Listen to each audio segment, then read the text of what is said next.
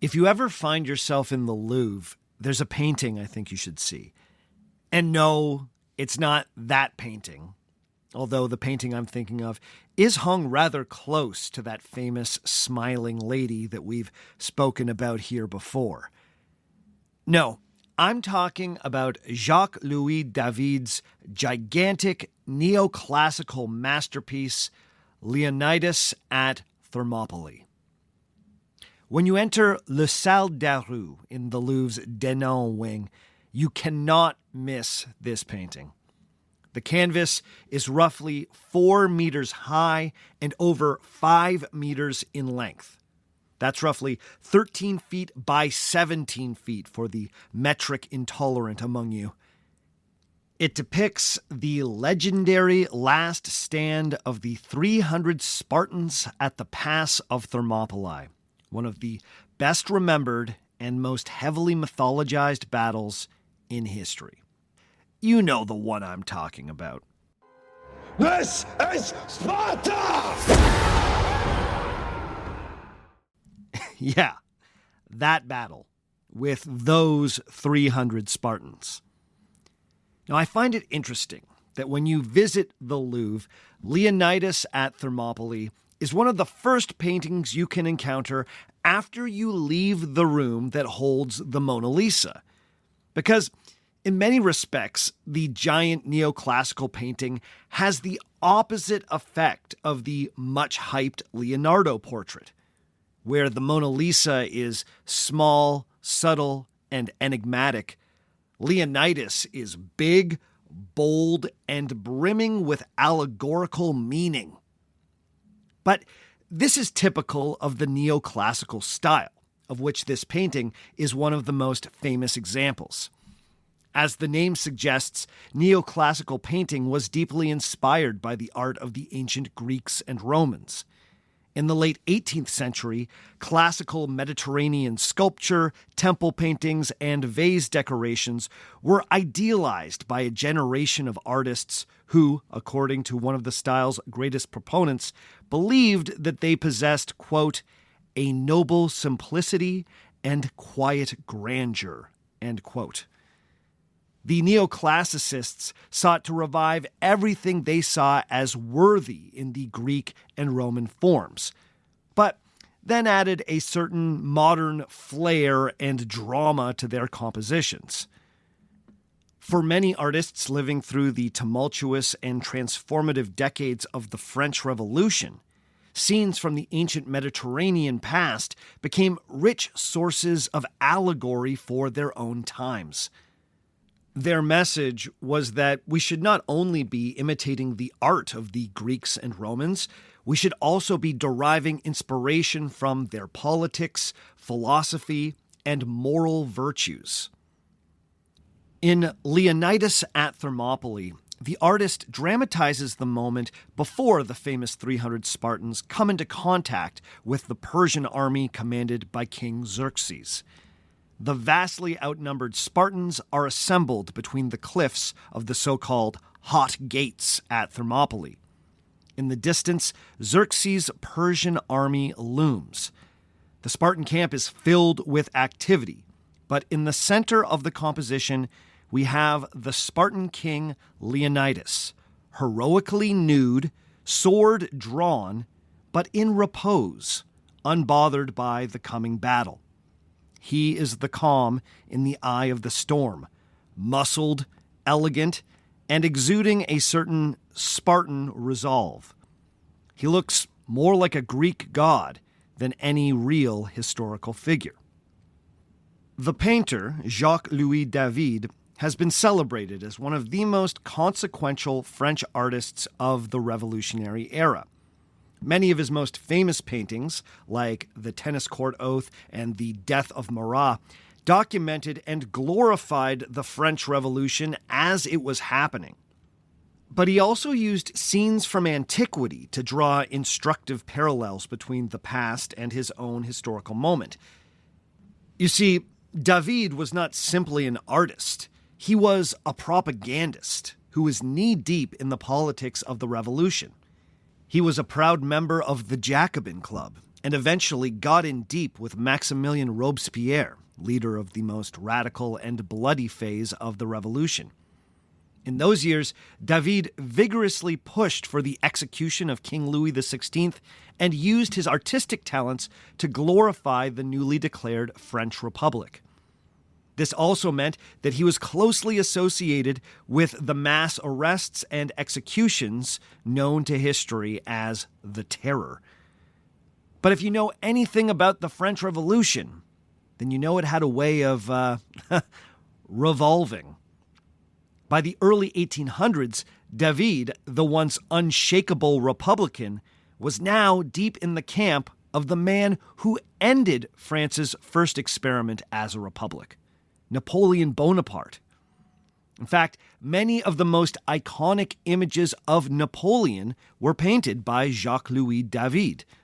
Napoleon crossing the Alps, that's David. The coronation of Napoleon, David.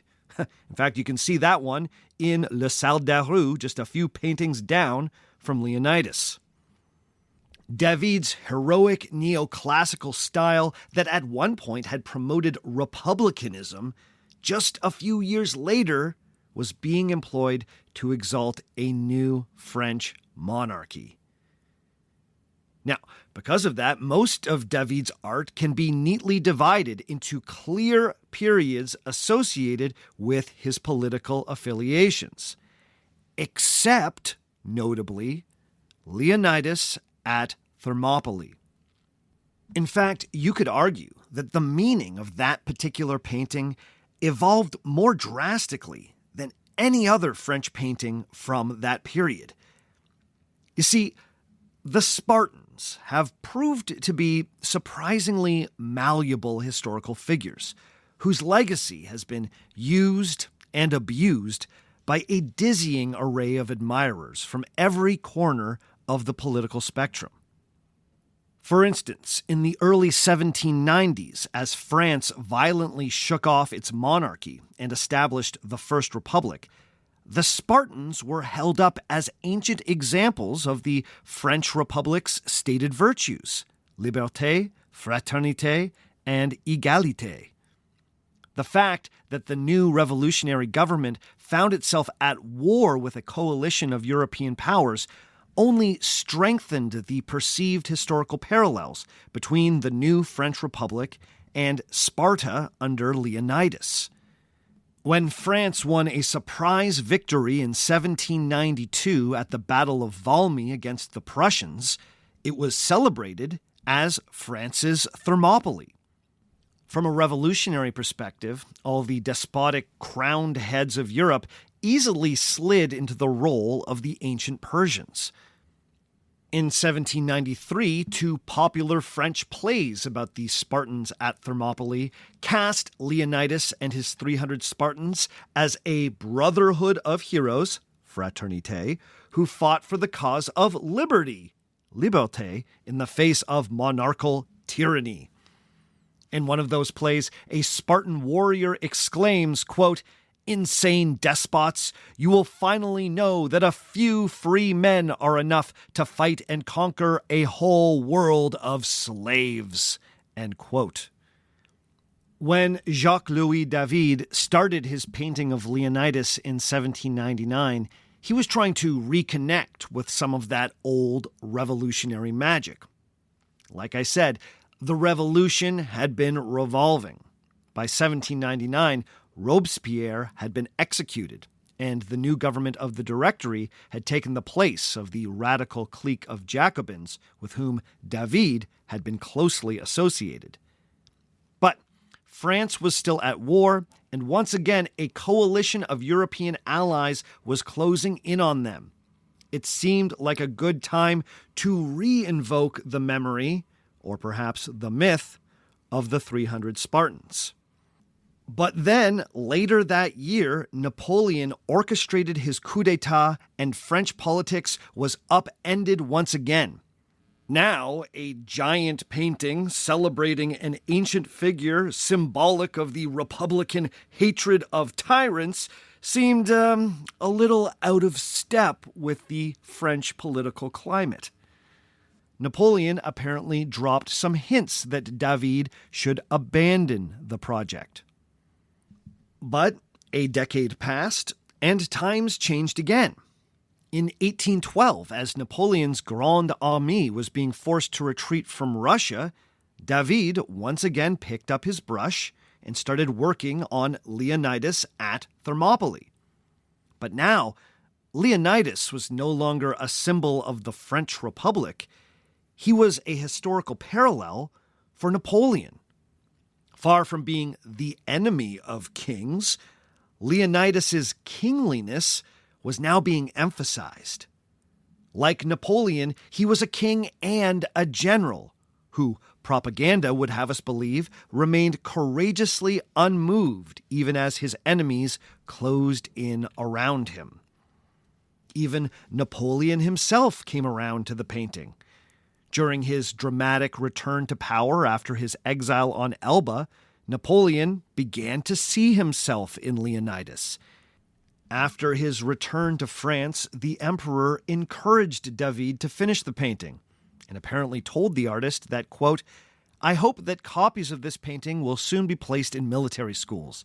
They will remind young students of the virtues of their state," end quote.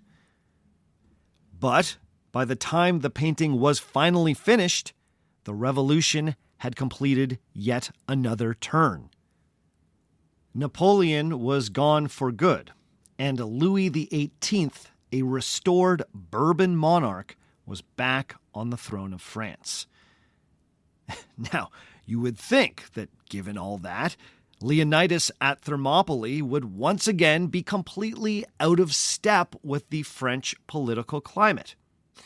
After all, Jacques-Louis David had a gigantic painting that at one time symbolized the people who killed the last Bourbon king, and then went on to symbolize the recently deposed Emperor Napoleon. That's a double layer of bad meanings in Restoration France. But, amazingly, in the 1820s, the painting was reclaimed and reinterpreted once again. This time, it was helped by the Greek Revolution. In the 1820s, Leonidas and his Spartans seemed to represent the modern Greeks as they tried to win their independence from the Ottoman Turks. What's more, the Greek independence movement became a cause supported by liberals around Europe, and especially in France. Jacques-Louis David's painting had swung from the extremes of the European political spectrum to now being seen as an emblem of 19th century liberalism. In 1826, with a Bourbon still sitting on the French throne, Leonidas at Thermopylae was first displayed at the Louvre. This is the thing about the Spartans. They have been claimed as historical heroes by groups from literally every corner of the political spectrum. In the early 20th century, the Nazis infamously became fascinated with the Spartans and held them up as pseudo-Nordics whose military might came from an uncompromising program of eugenics. To them, Leonidas was the model Führer. Since then, successive waves of fascists and other far-right groups have glommed on to Spartan imagery and have appropriated supposed Spartan sayings for their own purposes. For these groups, the Spartans represent a type of blood and soil nationalism and the violent opposition to immigration. In recent years, the appropriation of Spartan history by the far right has been so total that it can be easy to forget that the Spartans have also been used as symbols of republicanism, liberalism, and anti-authoritarianism. But were the real ancient Spartans a good historical analog for any of these modern political movements? You see, the trouble with Spartan history is that it has been mythologized and re-mythologized countless times since the Greek city-state's classical peak in the 4th century BC.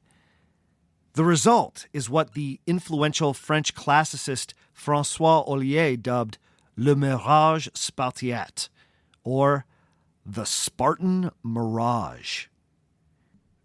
There's a popular idea that Sparta was an uncompromising, austere society devoted solely to military greatness, and that the Spartans single-handedly saved the Greeks at their moment of greatest need. According to Ollier and many generations of historians who have followed him, this is all part of an elaborate mirage. Many centuries' worth of exaggerations, inventions, and idealizations have given us a deeply skewed understanding of who the ancient Spartans were and how their city-state functioned. There's a reason why Jacques-Louis David's painting of the Spartans at Thermopylae proved remarkably adaptable to the changing political winds in revolutionary France. This was a painting of the Spartan Mirage, and a mirage, by its very nature, refuses to be pinned down in any one place. So what exactly is this Spartan Mirage, and can it be overcome? After so many centuries of myth-making, can we get a clear picture of what ancient Sparta was actually like? Let's see what we can do today on Our Fake History.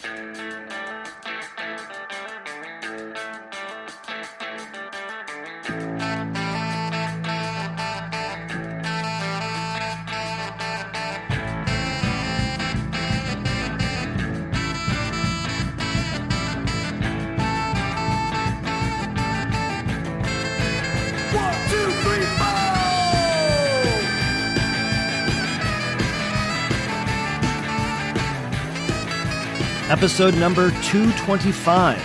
What is the Spartan Mirage? Part 1. Hello and welcome to Our Fake History. My name is Sebastian Major, and this is the podcast where we explore historical myths and try to determine what's fact, what's fiction, and what is such a good story it simply must be told.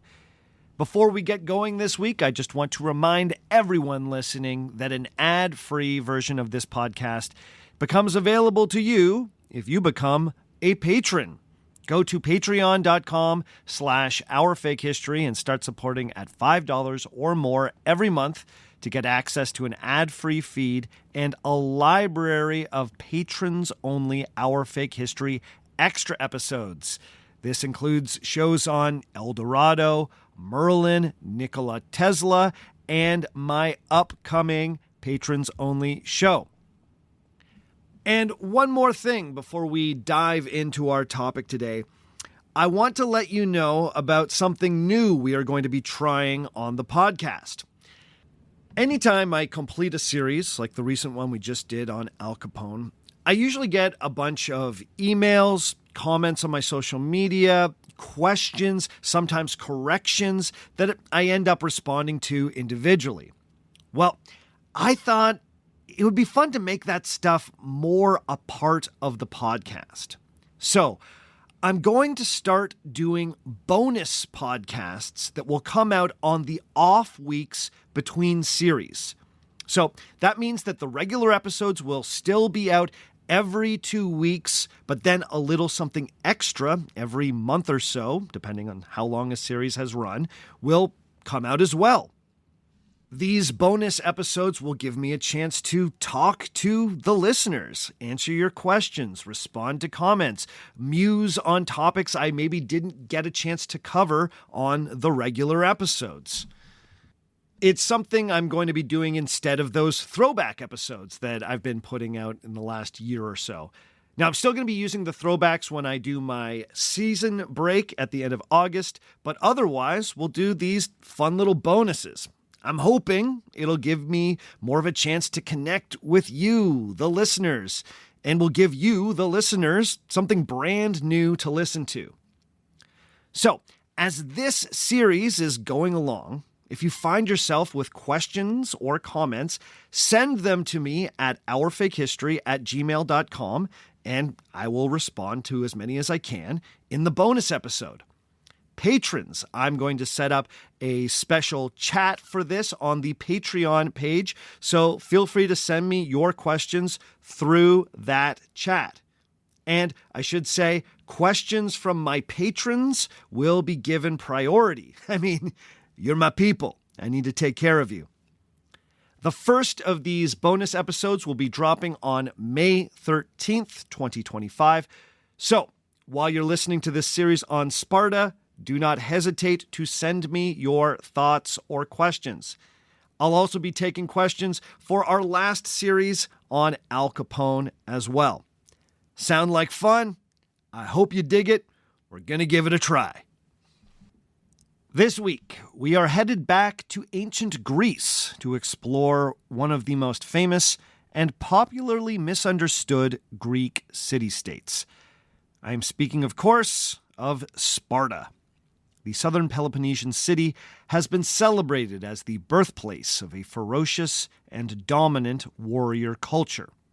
According to popular tradition, the Spartans engineered their society to create the most well-trained and brutally efficient soldiers in the ancient world. Allegedly, this process started from birth. Babies born with any perceived weaknesses or physical deformities were discarded and left for dead. Then, at the age of 7, young boys were taken from their families and were subjected to the agoge, a rigorous state-run educational program that hardened Spartan youth into the warriors of tomorrow.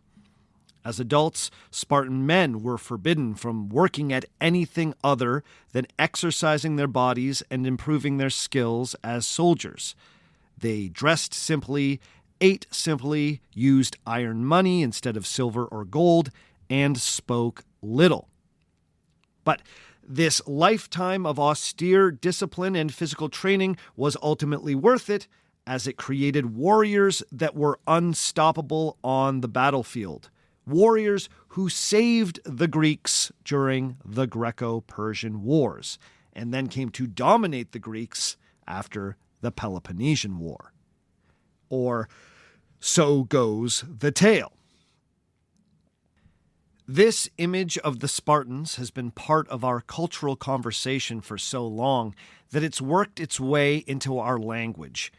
In English, when we describe something as Spartan, we mean that it is admirably simple, sturdy, and unadorned.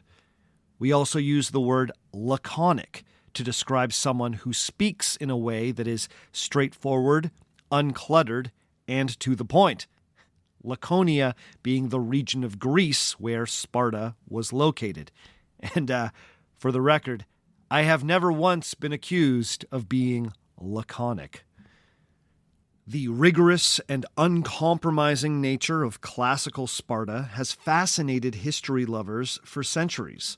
Everything about their society can seem like a grand social experiment. And their supposed success on the ancient battlefield could be seen as proof that this experiment paid off.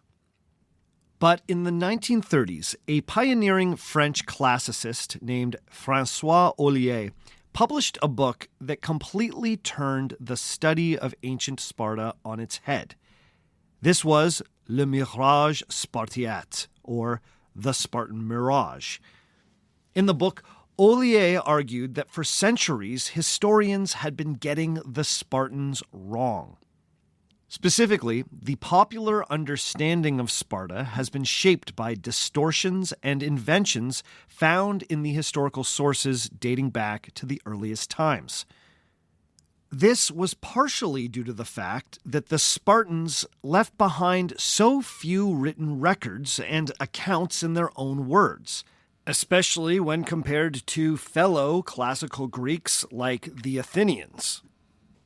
As a result, we have come to know the Spartans through the writings of outsiders. According to Ollier, many of these writers, especially from the Roman period onwards, presented an idealized version of the Spartan past. In other words, the idea that the Spartans were uncorruptible, austere super soldiers might be fake history. As I hopefully demonstrated in the introduction, one of the fascinating things about the Spartan Mirage is that it grew and changed over time, depending on who was conjuring the Spartans. As the Spartan expert E.N. Tigerstedt has pointed out, quote, "The idea of Sparta was influenced by the opinions of her admirers and changed accordingly. The Sparta of the Venetian aristocracy was not the Sparta of the French Revolution, which again differed greatly from the Sparta of the Third Reich. Sometimes the differences are so fundamental that we begin to suspect that Sparta is nothing more than a projection from the present into the past, a wish fulfillment that has been given a historical label." End quote. Sparta as wish fulfillment. That is an interesting idea. Now, I would be remiss if I didn't point out that in the last 20 years, the popular understanding of Sparta has been hugely influenced by the 2006 film 300. Directed by Zack Snyder, 300 was a faithful adaptation of the Frank Miller comic series and later graphic novel of the same name. I'm sure many of you have seen it. But 300 is the Spartan Mirage on steroids and speed and a Monster Energy drink. All of the mythology that inspired Jacques-Louis David's grandiose painting of Leonidas at Thermopylae is on display in 300, with an added shot of modern superhero cinema aesthetics, CGI excess, and some good old-fashioned Orientalism. But there's no denying that 300 reinvigorated popular interest in Spartan history. In fact, when I went to the Carleton University Library here in Ottawa and picked up E.N. Tigerstedt's book, The Legend of Sparta in Classical Antiquity, I couldn't help but notice that on the title page, a student had written, "This is Sparta," above the name of the city. 300 has clearly had an impact. But as much as I love it when people get excited about history, it's worrisome that so many people seem to have gotten their history from 300. That movie is Sparta as wish fulfillment. And when you watch it, you should ask yourself what exactly Frank Miller and Zack Snyder seem to be wishing for. What is their Spartan Mirage, and why do they find it so appealing? For the last 20 years, 300 has set the tone for the discourse around Sparta. So I think it's important that we come to a more nuanced, balanced, and historically accurate understanding of who the Spartans really were. And to do that, we need to pick apart a whole lot of mythology. You see, since Ollier first proposed the concept of the Spartan Mirage, successive generations of scholars have refined the idea. Now, many argue that a distorted view of Sparta goes right back to ancient Greece. In fact, the Spartans themselves may have promoted many of these misconceptions and exaggerations. So let's start with some of the foundational Spartan myths and see where the Spartan Mirage begins.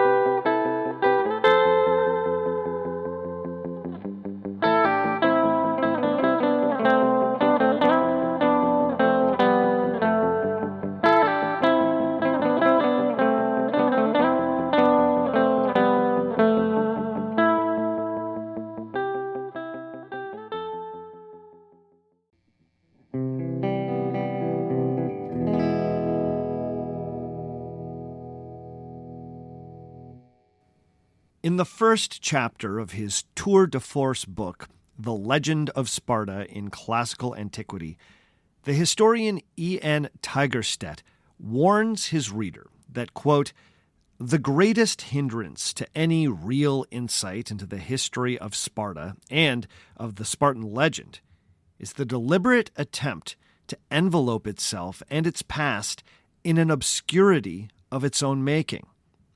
In Sparta, from the beginning, legend and truth are closely, indeed inextricably interwoven." End quote. Now, it should be said that all of the classical Greek city-states had local myths that were used to explain their founding and connect their cities to particular gods, demigods, or Greek heroes. In this regard, Sparta was quite typical of ancient Greece. However, the Spartans cultivated a certain mystique around their history that even their fellow Greeks found unusual. More than one visitor to Sparta in the classical era commented on how the Spartans treated their past as a type of state secret. Archaeologists believe that the city we know as Sparta originally came into being sometime around 1000 BC. It was situated in the mountainous region of Laconia, in the southern part of Greece's Peloponnesian peninsula. Sparta sat at the natural entrance to the Eurotas River Valley, one of the more fertile river valleys in all of Greece. To get to the Eurotas Valley by land, you needed to go through Sparta. In Spartan myth, the river itself was dug by the city's first king, Eurotas. According to myth, Eurotas had a beautiful daughter named, you guessed it, Sparta. But the king had no sons who could inherit his throne. So he found for his daughter a remarkable husband, a demigod, son of Zeus and a water nymph named Lacedaemon. The union between Lacedaemon and Sparta produced the people who from then on would be known as either Spartans or Lacedaemonians. A few generations later in the mythical timeline, the Peloponnese was rocked by a disruptive military campaign carried out by the greatest of Greek heroes, Heracles, or as some of you might know him, Hercules. Now, those of you who listened to our series on the Olympics might remember that while completing one of his famous 12 labors, Heracles got deeply mixed up in Peloponnesian politics. This resulted in a war, a number of regime changes in nearby city-states, and culminated in the very first Olympic Games. Well, in Spartan lore, their city was one of those places that was conquered by Heracles. This resulted in one King Tyndareus ruling as the representative of the great hero.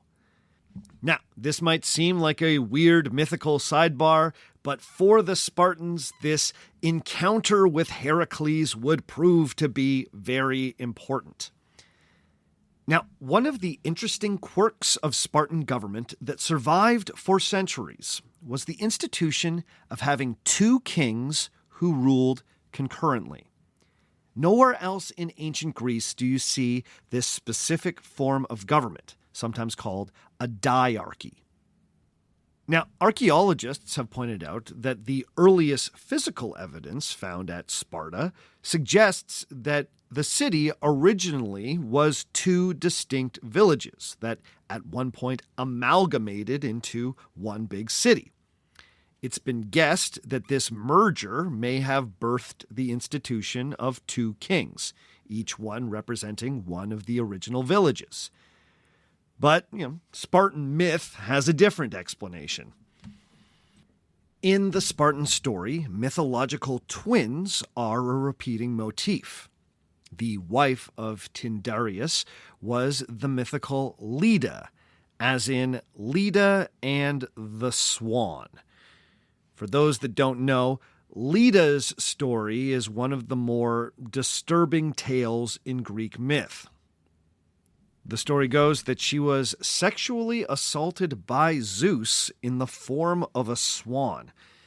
It's one of those scenes that, for some reason, has fascinated painters for thousands of years. It pops up again and again in the canon of Western art. Anyway, after Leda's encounter with the swan, we're told that she gave birth to 4 eggs. Yeah, eggs. These eggs represented 2 sets of twins, the brothers Castor and Pollux, and the sisters Clytemnestra and Helen. Now, I'm sure some of you are thinking, oh, Castor and Pollux, I've heard those names before. Were they the first dual kings of Sparta? Well, weirdly, the answer is no. But their story does seem to echo the tale that actually seeks to explain the institution. You see, this part of the Spartan mythical foundation story is messy and reflects the fact that different, often contradictory mythical traditions can get mashed up in the storytelling process. You see, Helen is, of course, the famous Helen of Sparta, perhaps better known as Helen of Troy. As all my Iliad heads out there know, Helen was married to Menelaus, who, in the Trojan War mythic cycle, is identified as the king of Sparta. Now, some traditions have it that Menelaus got to be king because Castor and Pollux had died, but other traditions aren't so clear about that. It seems like Menelaus had to be shoehorned into the broader Spartan mythological tradition so that the local stories could better line up with the famous tale of the Trojan War. As many of you know, the Trojan War was sparked after Helen was kidnapped from Sparta by the Trojan prince Paris. The Spartans liked this detail because it made Sparta a key part of that mythic story cycle. But after the mythical side quest of the Trojan War, Spartan myth gives us a second foundation story.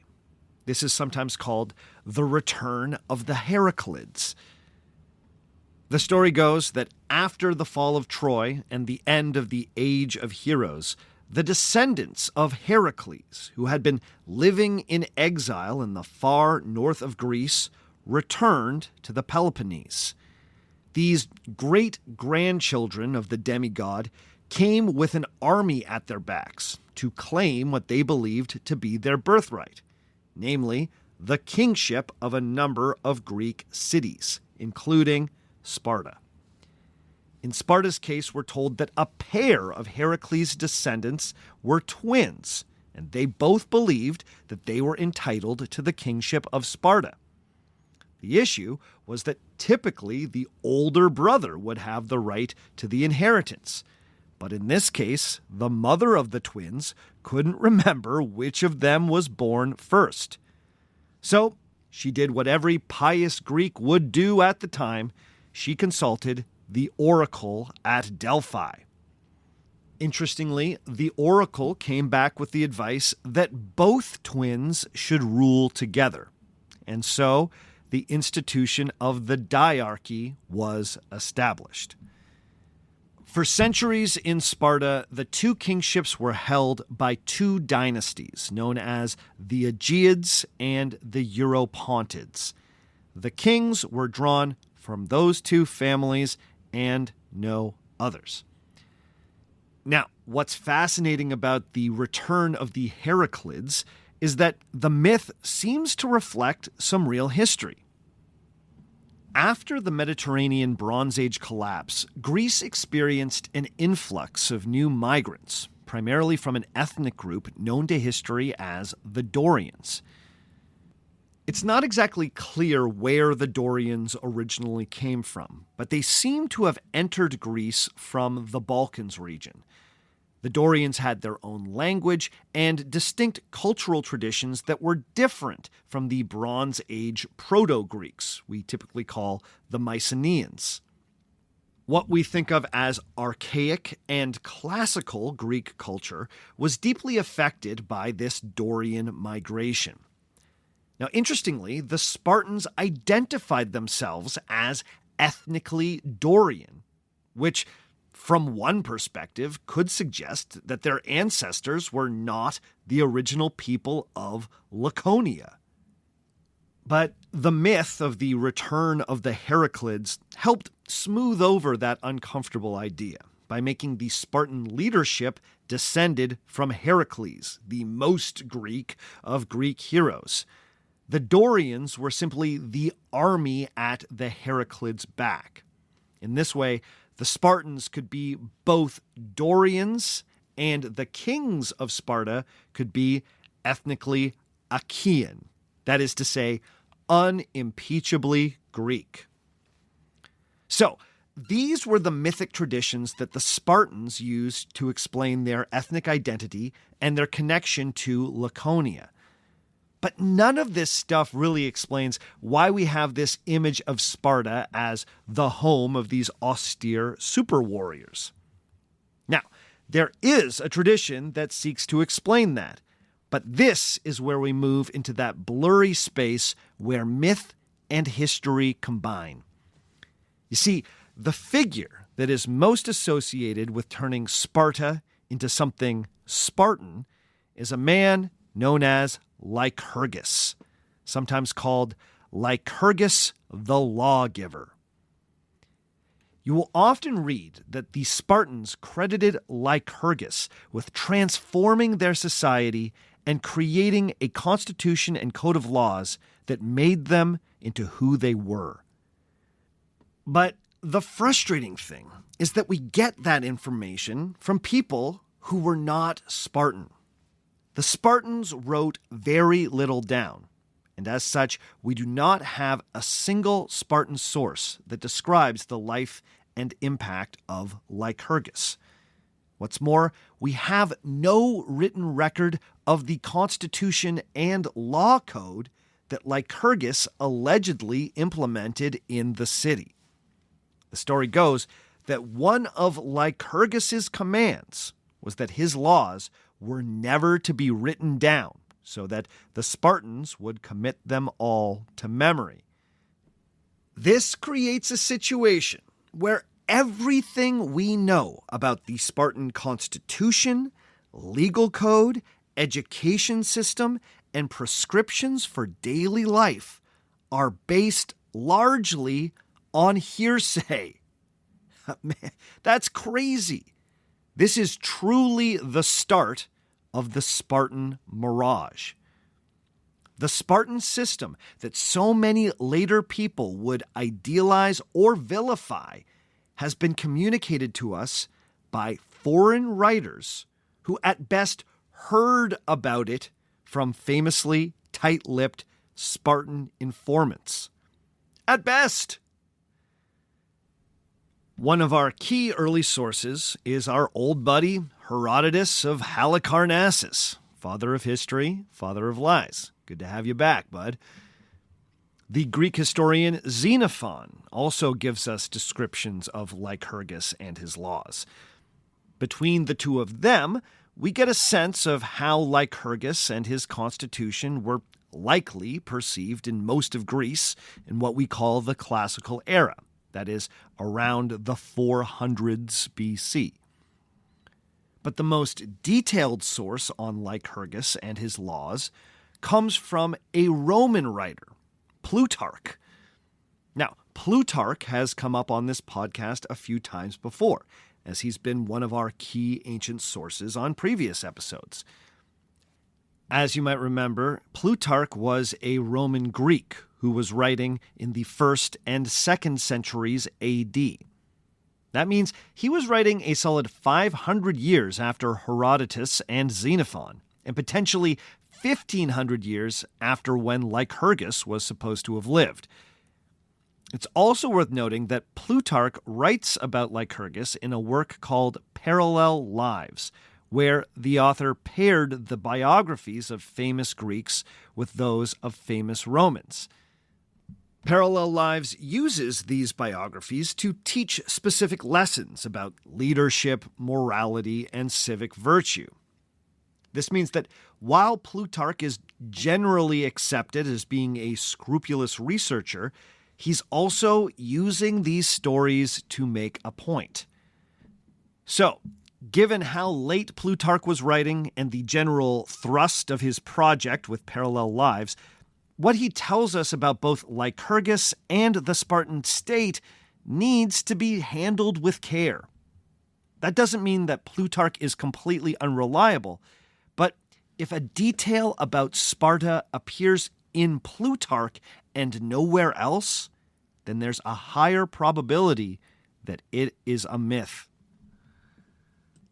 Now, it's worth noting that at the start of Plutarch's Life of Lycurgus, the author gives this disclaimer, quote, "Concerning Lycurgus the lawgiver, in general, nothing can be said which is not disputed, since indeed there are different accounts of his birth, his travels, his death, and above all, his work as lawmaker and statesman. And there is least agreement among historians as to the times in which the man lived." End quote. He then cautiously pledges that, quote, "Although the history of these times is such a maze, I shall try in presenting my narrative to follow those authors who are least contradicted." End quote. Now, given how often Plutarch is cited as a key source on Spartan history, we should not just breeze past this warning. Even Plutarch seems to understand that his account of Lycurgus and his laws is at best a blurry approximation of the truth. So, what is the Lycurgus story? We are told that sometime in Sparta's distant past, the Spartans had been, to quote Herodotus, quote, "the worst governed of the Greeks, and had no dealings with strangers, but then changed to good government." End quote. How exactly did this change occur? Well, at the time, there was an aristocrat named Lycurgus, who was a member of one of the royal houses.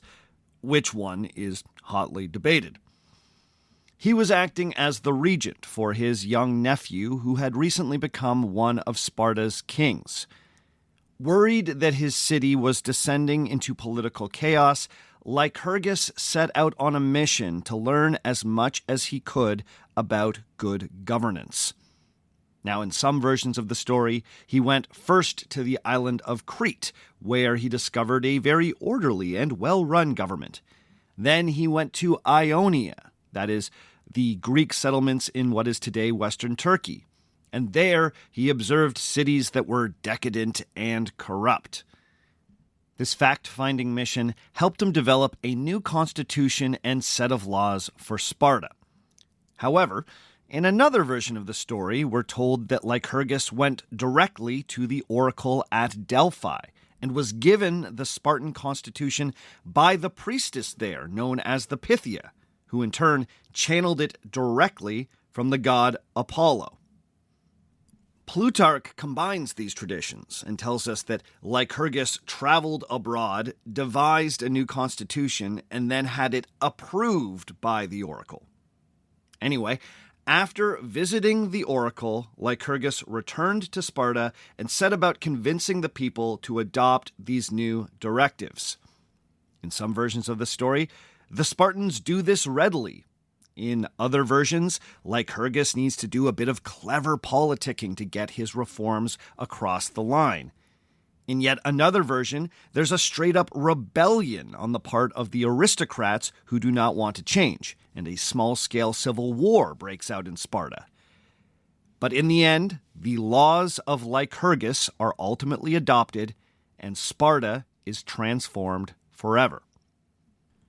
Then, according to Plutarch, Lycurgus sealed the deal by telling his fellow Spartans that he needed to verify with the Delphic oracle that the constitution that they had adopted was indeed pleasing to Apollo. So he needed to make one final trip. But before he left, he gathered all the Spartans together in the central square and made them take a solemn oath that they would not change anything about his constitution until he returned. When Lycurgus eventually got to Delphi, he checked to see if the god was pleased, and when he got a positive report, he made the fateful choice to starve himself to death and never return to Sparta, sacrificing himself to hold the Spartans to their solemn oath forever. Plutarch explains, quote, "He therefore abstained from food till he died, considering that even the death of a statesman should be of service to the state, and the ending of his life not void of effect, but recognized as a virtuous deed. He would make his death the guardian, as it were, of all the blessings he had secured for the Spartans during his life, since they had sworn to observe and maintain his polity until he should return." End quote. In this telling, Lycurgus's final act would act as a model for all future Spartan leaders. Sacrifice for the greater good of the city would be held up as the ultimate ideal for any Spartan. Or was it? You see, as I've already been hinting at, there are many reasons to doubt the historicity of the Lycurgus story. And if we have doubts about Lycurgus, then what does that mean for his famous constitution and body of laws? The story would have us believe that the constitution of Lycurgus not only laid out how the Spartan government would function, it prescribed laws for every aspect of Spartan life. Author Philip Matizik explains that Lycurgus could be seen as, quote, "the ultimate control freak whose laws not only covered the constitution of the state, but issues such as where and how often a man could have sex with his wife, what clothes their children were allowed to wear, and even the conduct of the child walking down the street. Lycurgus dictated what a person could eat at a meal, whom that person could eat it with, how much wine could be consumed as an accompaniment, and that no torches were permitted to light the way home afterwards. Matters such as the length of one's hair were determined by Lycurgus, who even carefully considered obscure matters, such as the number of strings a musician could have on his instrument." End quote. That gives you a flavor of just how all-encompassing Lycurgus's reforms were reported to be. But most significantly, Lycurgus supposedly determined that Sparta should always be on a war footing, and its citizens should constantly be training to become the world's greatest warriors. But if Lycurgus's constitution is what made the Spartans Spartan, what should we believe if that body of laws was built on a bedrock of myth? Well, let's take a quick break, and when we come back, we'll break it down.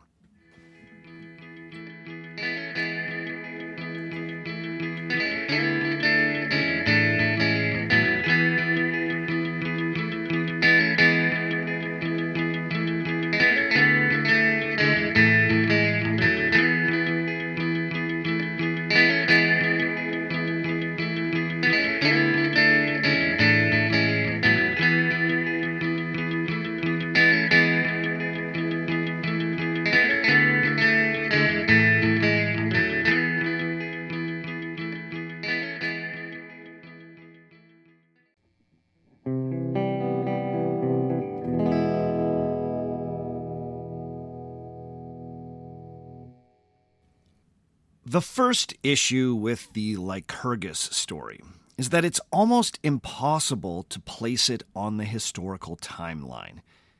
Even the Roman writer Plutarch knew that this was a problem, and he cops to it in the introduction to his Life of Lycurgus. One tradition recorded by Herodotus has it that Lycurgus lived around 1000 BC, around the time that the descendants of Heracles were supposed to have returned to Sparta. But the historian Xenophon places him at about 100 years after that.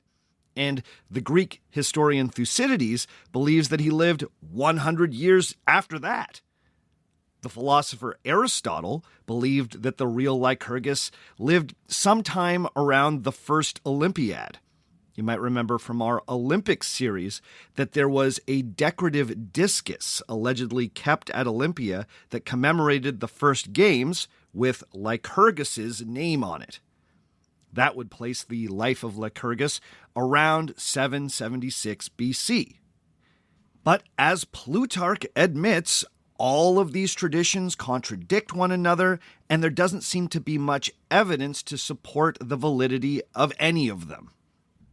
Also, Lycurgus's constitution, as it is presented in Plutarch, contains elements that are completely anachronistic, no matter where you choose to place Lycurgus between 776 and 1000 BC.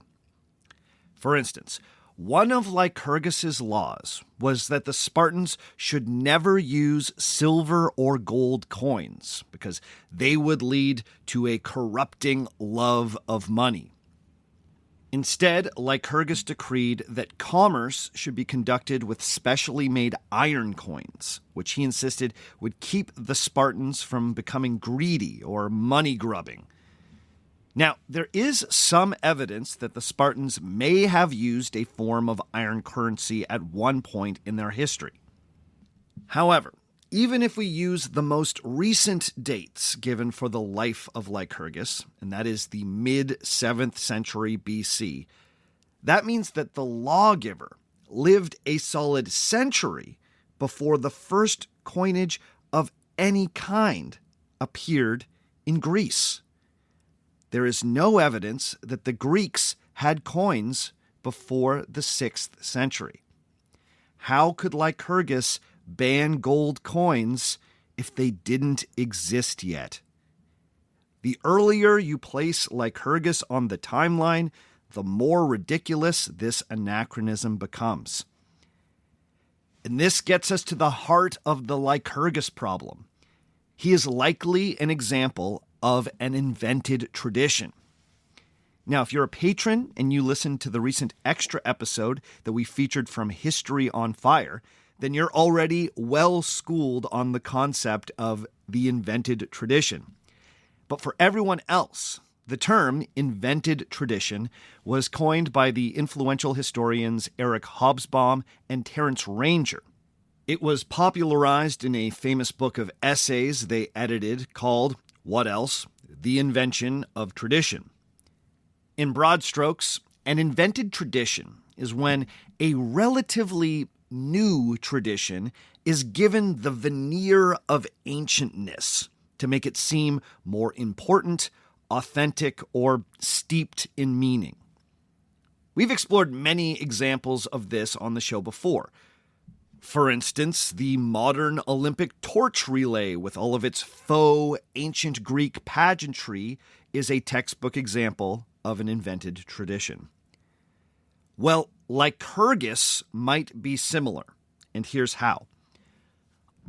All the best research seems to suggest that if there was a constitutional change in Sparta, it took place around the turn of the 6th century BC. These changes likely came about as the result of the city's first major wars. These were known as the First and Second Messenian Wars. Messenia was a region to the west of Sparta in the Peloponnesian Peninsula. Over the course of two drawn-out conflicts, the first likely between 743 and 724 BC, and the second between 660 and 650 BC, Sparta was able to conquer this region and enslave its entire population. Now again, we shouldn't be thinking about the Spartans of Thermopylae doing this conquest, as none of that Spartan training had likely come into being yet. In fact, the Spartans lost many battles in the Messenian Wars. Commanders fled from the field. The Spartans were known to use bribes. They did a lot of things that were not stereotypically Spartan. But, significantly, the Spartans won. And in victory, they chose to establish one of the more remarkable slave states in all of ancient Greece. The conquered people became known as helots, and if we believe our ancient sources, they became the property of the Spartan state.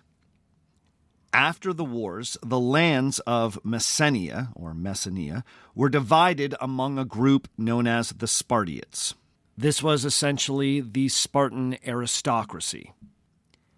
Now, according to one tradition, Lycurgus spelled out exactly what it meant to be a Spartiate. But it may have been the Messenian Wars that really enshrined this group as a concrete social caste. Because from that point onward, being a Spartiate meant having land and making sure that land was being worked. Who was doing the work? Well, the enslaved helots, of course. Every Spartiate was responsible for a group of slaves who worked the land and did all the domestic chores. Now, to be clear, slavery was common all over ancient Greece. There were slaves in every major Greek polis or city. Aristotle famously wrote long philosophical justifications for the institution of slavery. But the helots were different in a few key ways. Most slaves in ancient Greece were not ethnically Greek. They were often prisoners of war taken from places considered non-Greek. Now, it was not unheard of for Greeks to keep fellow Greeks as slaves, but it usually took the form of debt bondage. That is, people forced into slavery after incurring debts that they could no longer pay. But in the case of debt bondage, there was the hope that one day you could work off your debt and regain your freedom. For a Greek city-state to enslave an entire population of fellow Greeks and keep them and all their descendants enslaved in perpetuity was unique to Sparta. Greek writers from other city-states, who usually had no problem with the morality of slavery, often commented on how the Spartan institution was particularly harsh and gave that society a different feel from other Greek cities. This was because, for most of Sparta's history, the helots hugely outnumbered both the Spartiates and the freeborn tradesman class known as the Perioikoi. Now, some of the most outrageous stories about the treatment of the helots may be historical myths, and I plan to speak more on that a little bit later. But every expert agrees that to understand Sparta, you need to understand that it was an unusual slave state for ancient Greece. The laws of Lycurgus start to make more sense when you factor in the reality of a giant oppressed slave population in Sparta. Even the famous slavery apologist Aristotle thought that the system of helots was dangerous, as it created, quote, an enemy constantly sitting in wait of the disaster of the Spartans, end quote. But perhaps the most helpful insight comes from the ancient historian Thucydides, who comments that, quote, most Spartan institutions have always been designed with a view to security against the helots, end quote. Sparta's laws were about maintaining this precarious social order. Now, those Spartan institutions referenced by Thucydides get credited to the ancient Lycurgus, but they likely evolved starting in the mid-6th century BC as a response to the new reality of the Spartans being slave masters. The slaves gave the Spartan elites the free time they needed to be constantly training for war. And the ever-present threat of a slave rebellion gave the Spartan elites a reason to be constantly training for war. It's likely that as Spartan society changed and new laws came into being, a fictional ancestor was created to give these laws an ancient and noble pedigree. This fictional ancestor was Lycurgus. Now, there may have been a historical Lycurgus, a figure whose name was known from the distant past, but there's no way that he gave Sparta her constitution. At different points in Sparta's history, when changes needed to be made to the laws, it was always framed as a return to the pure constitution of Lycurgus. So, most scholars think that the Lycurgus story was devised after Sparta's society changed in the wake of the Messenian Wars. The story helped explain the new social order and made it seem like it had existed for centuries. Any future reforms or additions to the Constitution were always presented as returns to a pure Constitution that had never changed. So, this raises the question. If Lycurgus wasn't real, then was his constitution real? Were all these directives on how to be a Spartan actually followed by real Spartan people?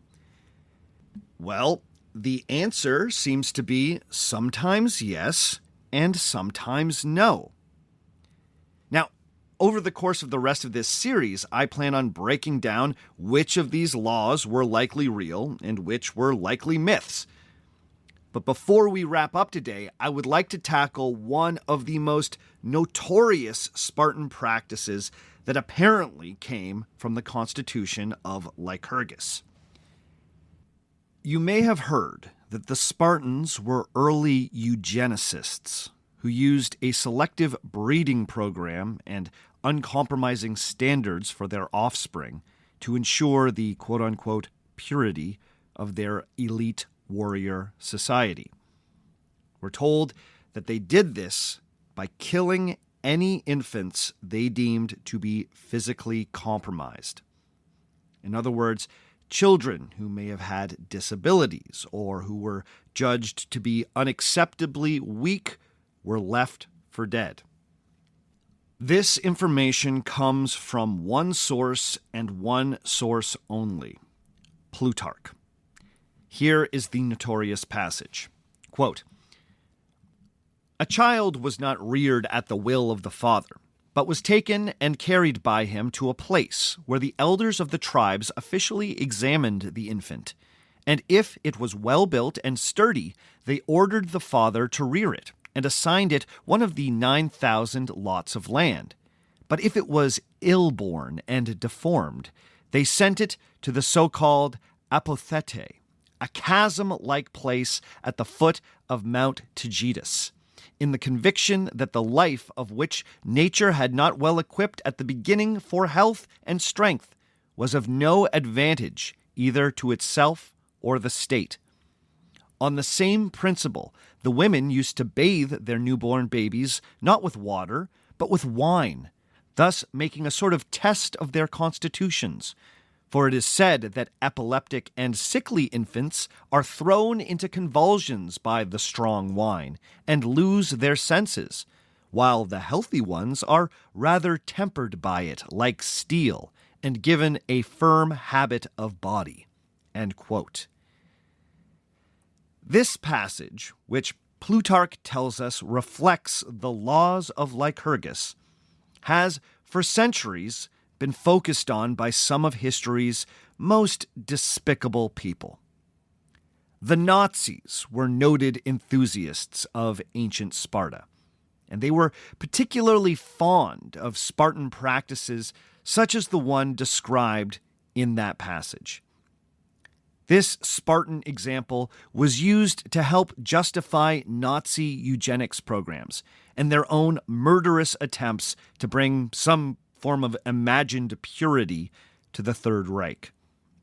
Plutarch was used by Nazi propagandists to give their ideology an ancient pedigree, and they pointed to it as a test case for why such brutal practices might be desirable. It worked for the Spartans. Why shouldn't it work for the Germans? Or so went the thinking. But here's the thing. The idea that the Spartans killed weak or disabled children is very likely a historical myth. How do we know? Well, as I mentioned, this practice is only recorded in Plutarch's Life of Lycurgus. And remember, that book was written in the Roman period, at least 500 years after the fact. This practice cannot be found in any of our earlier sources. Our more contemporary Greek historians, like Herodotus, Xenophon, and Thucydides, do not mention it. Even philosophers Plato and Aristotle, who were super interested in this kind of thing and discuss Sparta at length, say nothing about Spartan infanticide. In 2007, an archaeological study was done by the Athens Faculty of Medicine anthropologist Theodoros Pitzios at the infamous chasm known as the Apothete. This was the place that Plutarch tells us the Spartans threw all their unwanted infants. Notably, Pitzios and his team discovered human remains in this pit. But all the remains they found were from people who were between 18 and 35 years old. They did not find any remains that could have belonged to infant children. None. And this was the place where the Spartans apparently threw countless babies. Not a single infant bone was recovered. So, this story only appears in a very late source, and it is not supported by archaeology. It's also noteworthy that we get occasional references in our ancient Greek sources to Spartans who are described as having physical disabilities or having underdeveloped arms or legs. Now, it's not always clear if these people had had these disabilities from birth, but the fact that they are mentioned at all is worth considering. So, why is this passage about infanticide in Plutarch? Did he just make it up? Well, it's not really like Plutarch to straight up invent things. But he's not above including a popular legend that had grown up over the centuries. Some scholars have suggested that this legend of Spartan infanticide may have been influenced by Greek utopian writing, like Plato's Republic. In the Republic, one of Plato's characters suggests state-sanctioned infanticide as a practice in a hypothetical society. Aristotle also includes this as a hypothetical idea in his book, The Politics. So, it's possible that by the time Plutarch was writing his book, an idea first proposed as a hypothetical in utopian philosophical writing had transformed into an accepted fact about Sparta.